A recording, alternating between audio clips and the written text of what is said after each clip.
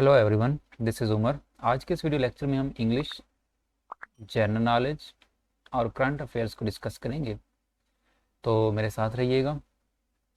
सबसे पहला क्वेश्चन है, the government has decided to low general sales tax on vehicles. दोस्तों, एरर डिटेक्शन का ये क्वेश्चन है।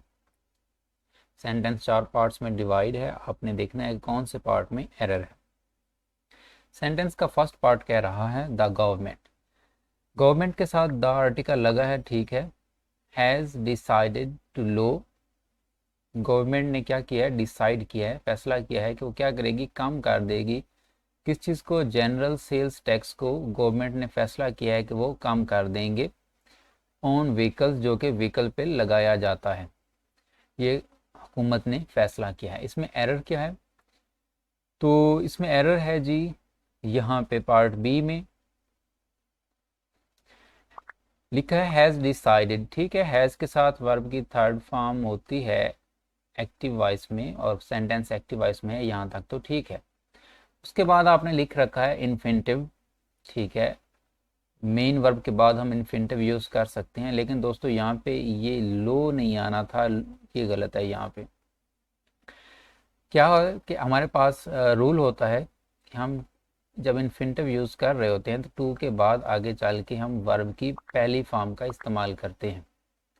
ऐसा नहीं करते कि हम टू के बाद आगे चल के एडजेक्टिव का इस्तेमाल कर दें, ऐसा होगा तो वो गलत हो जाएगा, ठीक है। टू के बाद कभी भी एडजेक्टिव नहीं आता। अब यहाँ पे लिखा है टू लो, तो दोस्तों आपने याद रखना है कि ये लो होता है, ये पार्ट ऑफ स्पीच में एज अ एडजेक्टिव वर्क करता है, ये वर्ब की फॉर्म नहीं है। एज अ वर्ब अगर आप इसको लेना चाहें तो एज अ वर्ब लो की जो बेसिक फॉर्म होती है वो होती है लोअर, ठीक है। तो यहाँ पे टू के बाद हमें क्या चाहिए था, वर्ब की फर्स्ट फॉर्म चाहिए थी, और लो लगा रखा है जो कि एडजेक्टिव होता है। तो हमें यहाँ पे क्या करना है, has decided to lower, means के रिड्यूस करना, डिक्रीज करना, ठीक है। उसके बाद आप पार्ट आपका जो सी है, इसमें भी एक स्पेलिंग मिस्टेक मैंने दे रखी है। टैक्स के स्पेलिंग दोस्तों TEX नहीं होता, TAX होता है। तो हमारे इस क्वेश्चन में बेसिकली टू एरर्स थी, एक ग्रामर के रिलेटेड, एक स्पेलिंग्स के रिलेटेड, यानी वोकेबलरी के रिलेटेड। मैं उम्मीद करता हूँ आपको क्वेश्चन अच्छा लगा होगा। नेक्स्ट क्वेश्चन हमारा जनरल नॉलेज से है, who is the governor of state bank of Pakistan. हमें बताना यह है कि पाकिस्तान का जो स्टेट बैंक है, जो उसका गवर्नर कौन है। ऑप्शंस हैं इशरत हुसैन, रज़ा बाकिर, हफीज़ शेख या नन। हफीज़ शेख का तुम्हें पता है कि ये फिनांस मिनिस्टर हैं, तो ये तो कैंसिल हो जाएंगे। रज़ा बाकिर या इशरत हुसैन, इशरत हुसैन साबका हैं, इस वक्त जो मौजूदा स्टेट बैंक के गवर्नर हैं वो हैं रज़ा बाकिर, तो ऑप्शन बी आपका करेक्ट कंसिडर किया जाएगा। इसके बाद दोस्तों हमारे पास अगेन इंग्लिश ग्रामर में से क्वेश्चन है, और करेक्शन करनी है, आपने एरर ढूंढनी है। When I was going to college, when I was going, when, ठीक है, व्हेन के साथ आप कॉन्टिन्यूस का टेंस यूज़ कर सकते हैं। जब आप एक क्लास में कॉन्टिन्यूस और दूसरी क्लास में इंडेफिनिट यूज़ कर रहे हों तो हम वाइल की निस्बत व्हेन का इस्तेमाल करते हैं। और यहाँ पे चूंकि हमने दो क्लास यूज़ कर रखी हैं, यहाँ पे कोमा के बाद दूसरी क्लास स्टार्ट हो रही है, यहाँ पे वर्ब की दूसरी फॉर्म है जो कि बता रही है कि टेंस हमारा दूसरी क्लास का जो है पास्ट इंडेफिनिट में है, तो हम वाइल का इस्तेमाल ऐसी सूरत में कभी भी नहीं करते। तो व्हेन बिल्कुल ठीक है। व्हेन आई के साथ वाज ठीक है, वाज के बाद गोइंग बिल्कुल ठीक है। व्हेन आई वाज गोइंग, जब मैं जा रहा था, किधर, टू कॉलेज, जब मैं कॉलेज जा रहा था। अभी तक कोई सेंटेंस में गलती नहीं है। दूसरी क्लास शुरू हो गई है, आई केम अक्रॉस, ठीक है, आई केम अक्रॉस फ्रेजल वर्ब है, with the my childhood friend, तो मैंने अपने दोस्त के साथ मेरी अचानक मुलाकात हो गई, मेरे बचपन के दोस्त के साथ मेरी अचानक से मुलाकात हो गई। अब हमारी जो गलती है वो यहाँ पे है जी, पार्ट बी में भी और पार्ट सी में भी। पार्ट बी में एरर ये है कि हमारे पास ये जो एक्सप्रेशन है came across,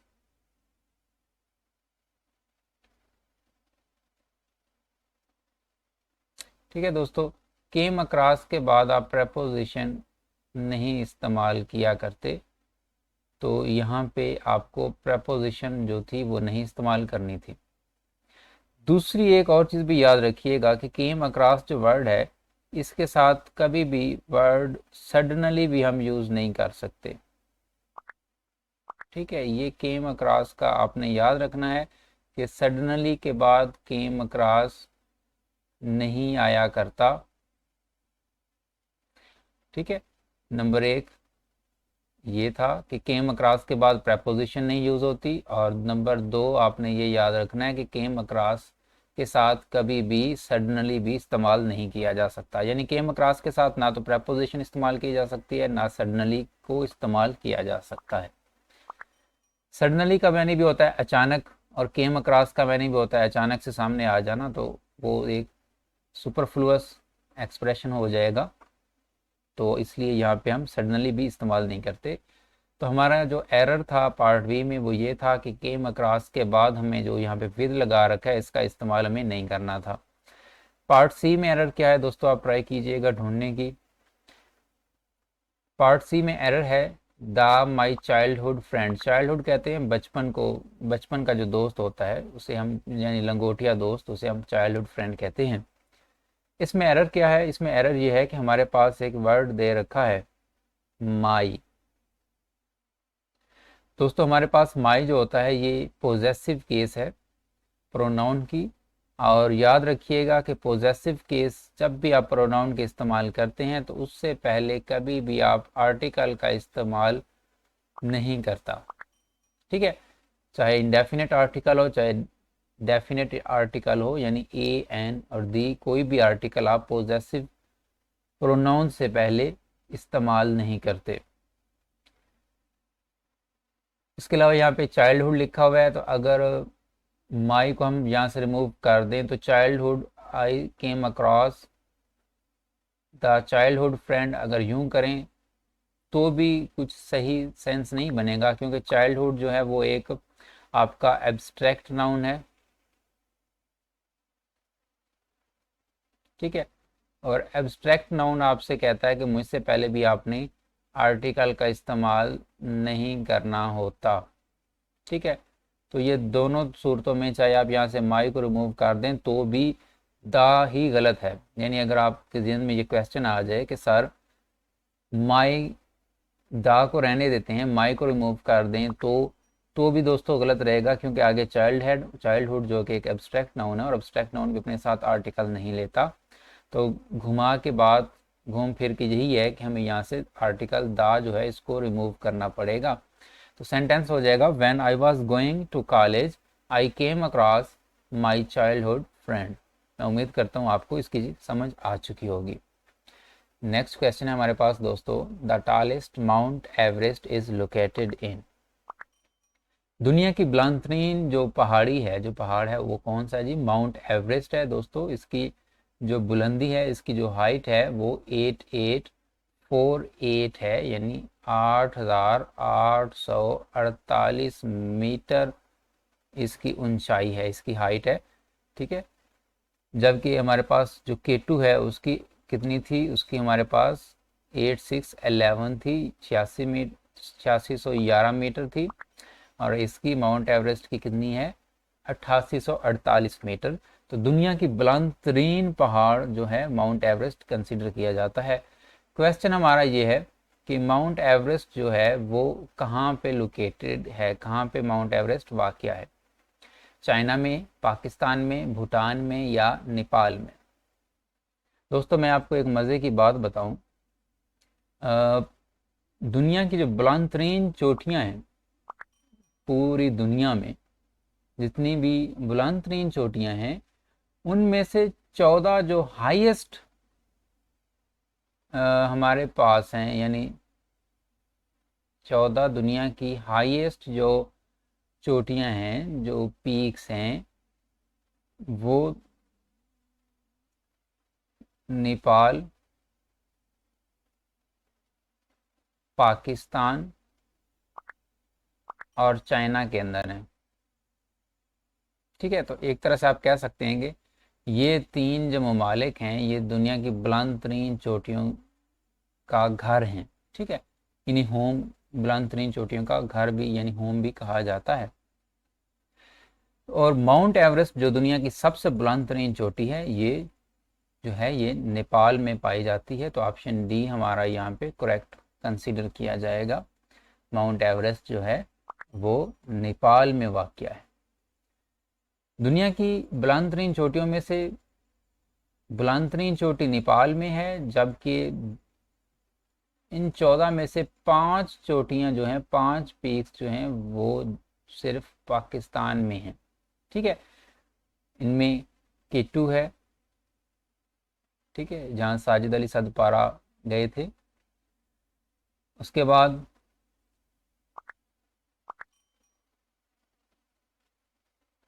glacier broom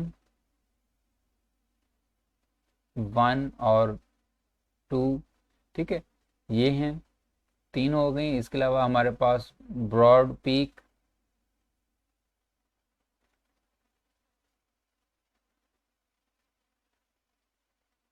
broad peak के बाद काफ़ी फेमस है नांगा पर्वत। दोस्तों ये 5 चोटियां जो बुलंद तरीन चोटियां हैं ये पाकिस्तान में पाई जाती हैं।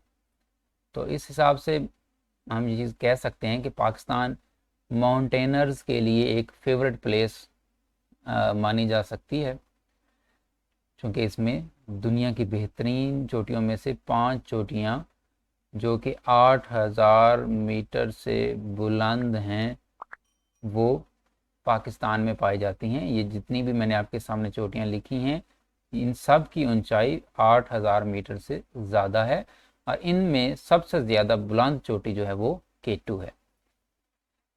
इसके बाद नेक्स्ट क्वेश्चन में चलते हैं दोस्तों। हमारा क्वेश्चन अगेन माउंटेनर्स में से है। अभी ये करंट अफेयर्स का क्वेश्चन है। शहरोज़ काशिफ जो हैं वो जो हैं वो पाकिस्तान के एक ऐसे माउंटेनर हैं जो कि यंगेस्ट माउंटेनर होने का एजाज़ हासिल कर चुके हैं। आपने सबसे कम उम्री में केटू की जो चोटी है उसको सर कर लिया है। तो ये पाकिस्तान के लिए एक एजाज़ है। का शहरोज़ काशिफ का ताल्लुक़ लाहौर से है। आपका पैशन है चोटियां सर करना। आपने अपनी टीन एज में ही दुनिया की 12वीं बड़ी चोटी जो कि पाकिस्तान की ही है, ब्रॉड पीक, अभी जिसका मैं जिक्र कर रहा था, ठीक है, ये दुनिया की 12th हाईएस्ट चोटी है। इसको आपने अपनी टीन एज में ही यानी कि 17 साल की उम्र में ही आपने, जब आपकी 17 ईयर्स एज थी तो आपने इसको फतह कर लिया, इसको सर कर लिया था। उसके बाद इसी साल में शहरोज़ काशिफ ने दुनिया की बुलंद तरीन चोटी जो एवरेस्ट है उसको भी सर किया है। ठीक है, मई के महीने में, अभी 2 माह पहले। और अब माउंट एवरेस्ट के बाद केटू जो कि एक मुश्किल तरीन एक काफ़ी टफेस्ट पीक कंसिडर की जाती है, उसको भी आपने शहरोज़ काशिफ ने सर कर लिया है। हमारा क्वेश्चन ये है कि किस डेट को ये कारनामा आपने सर अंजाम दिया है। ऑप्शंस हैं 28 जुलाई, 27 जुलाई, 26 या फिर 25 जुलाई। तो दोस्तों इसका जो करेक्ट आंसर है आपका शहरोज़ काशिफ ने केटू को 27 जुलाई को सर किया है और इस तरह से यंगेस्ट माउंटेनर का एजाज़ अपने नाम किया। इससे पहले जो पाकिस्तानी साजिद अली सदपारा के बेटे थे उनके पास क्या नाम है उनका, मोहम्मद अली सदपारा के बेटे साजिद सदपारा। ठीक है, मोहम्मद अली सदपारा की तो डेथ हो गई। उनके बेटे जो थे साजिद सदपारा उनके पास था इससे पहले ये एजाज़। साजिद सदपारा ने 20 साल की उम्र में केटू को सर किया है अपने वालिद को ढूंढने जब वो गए, लेकिन शहरोज़ काशिफ ने 19 ईयर्स की एज में केटू को सर करके यंगेस्ट माउंटेनर का एजाज़ अपने नाम कर लिया है। इसके बाद नेक्स्ट क्वेश्चन पे चलते हैं। I am going in my car to my ancestral home. Again correction आपने करनी है, सेंटेंस में एरर ढूंढनी है। पार्ट 1 है आई एम गोइंग, मैं जा रहा हूँ, कोई गलती नहीं है। इन माई कार, अपनी कार में। टू माई एंसेस्ट्रल होम, ठीक है, मैं अपने आबाई घर में कार में जा रहा हूँ। तो एरर कहाँ पे है दोस्तों? इसमें एरर अगेन पार्ट बी में है, ठीक है। अब यहाँ पे क्या एरर है जी? यहाँ पे एरर ये है कि आप इन माई कार नहीं करते, आप करते हैं बाय माई कार, ठीक है। जब आप ट्रैवल करते हैं किसी चीज़ में बैठ के, तो वहाँ पे आप बाय प्लस व्हीकल लिखते हैं, जो भी आपकी हो, ठीक है। जब आप ट्रैवल करने के लिए किसी व्हीकल में बैठते हैं तो उसके साथ प्रेपोजिशन आपने कौन सी इस्तेमाल करनी होती है? बाय का इस्तेमाल करना होता है। इन वहाँ पे गलत होती है। हाँ, अगर आप यूं कह रहे हैं आई एम सिटिंग खाली जगह माई कार, ठीक है, आई एम खाली जगह माई कार, तो ऐसी सूरत में आप यहाँ पे इन प्रपोजिशन ही इस्तेमाल करेंगे, क्योंकि यहाँ पे ट्रैवल की तो बात नहीं की जा रही, यहाँ पे जस्ट जो गाड़ी है उसमें बैठने की बात की जा रही है। लेकिन जब आप ट्रैवल के सेंस में यूज़ करेंगे तो फिर जस्ट आपने याद रखना है कि फिर सिर्फ और सिर्फ बाय का इस्तेमाल हम करते हैं, चाहे कोई भी व्हीकल हो। तो हमारे पास जो एरर थी वो यही थी कि आपको यहाँ पे इन रिमूव करके बाय का इस्तेमाल करना है। सेंटेंस हो जाएगा I am going by my car to my ancestral home, ठीक है। आपने चूंकि पीछे गो वर्ब इस्तेमाल कर रखी है, तो गो के बाद आगे चल के आपकी जो भी डेस्टिनेशन होती है उससे पहले हमें टू का इस्तेमाल लाजमी करना होता है अपनी डेस्टिनेशन से पहले। तो यहाँ पे टू भी बिल्कुल ठीक है। दोस्तों याद रखिएगा, टू आप अपनी डेस्टिनेशंस के साथ इस्तेमाल करते हैं, लेकिन मार्केट हो, अब्रॉड हो, ठीक है, होम हो, इन 3 डेस्टिनेशंस के साथ आप गो के बाद टू का इस्तेमाल नहीं करते। तो ये था आई करेक्शन इसकी। अच्छा, यहाँ पे एक और क्वेश्चन भी मैं आपसे अगर करूँ तो अब खुद को जज कीजिएगा। I go to home by foot. दोस्तों इसमें क्या गलती है आपने बताना ये है। I go to home by foot. अभी अभी मैंने आपको बताया था कि गो के बाद टू का इस्तेमाल लाजमी आता है डेस्टिनेशन के साथ, लेकिन मैंने आपसे कहा था कि लफ्ज़ अब्रॉड आ जाए आपकी डेस्टिनेशन के तौर पर, लफ्ज़ मार्केट आ जाए आपकी डेस्टिनेशन के तौर पर, और थर्ड मैंने क्या बोला अभी कि लफ्ज़ होम आ जाए, ठीक है। तो इनके साथ आप गो के बाद टू का इस्तेमाल नहीं करते। तो सबसे पहली गलती तो ये है कि यहाँ पे गो नहीं आना चाहिए था। दूसरी गलती इसमें यह है कि यहाँ पे ट्रैवल तो किया जा रहा है, लेकिन किसी व्हीकल के ऊपर, किसी गाड़ी के ऊपर नहीं, बल्कि अपने पैरों के ज़रिए ट्रैवल किया जा रहा है, अपने पैरों पर चल रहा है। तो ये कंसेप्ट अपनी जगह पे ठीक है कि बाय व्हीकल के साथ हम बाय प्रपोजिशन यूज़ करते हैं जब हम ट्रैवल करते हैं, लेकिन अगर आप व्हीकल की बजाय अपने पैरों पे ऊपर चल के कहीं जाते हैं तो पैरों के साथ यानी फुट के साथ आप बाय का इस्तेमाल नहीं करते, आप ऑन का इस्तेमाल किया करते हैं। तो सेंटेंस करेक्शन इसकी कुछ इस तरह से होगी, आई गो होम ऑन फुट। ठीक है दोस्तों, मैं उम्मीद करता हूँ आपको इस चीज़ की समझ आ चुकी होगी। आपसे गुजारिश है कि अगर आपने चैनल सब्सक्राइब नहीं किया तो दोस्तों लाजमी सब्सक्राइब कर लीजिएगा, ताकि मेरी आने वाली वीडियो लेक्चर्स भी आप देख पाएँ, अपनी तैयारी को आप बूस्ट कर पाएँ। अपना ख्याल रखिएगा। अल्लाह हाफिज़।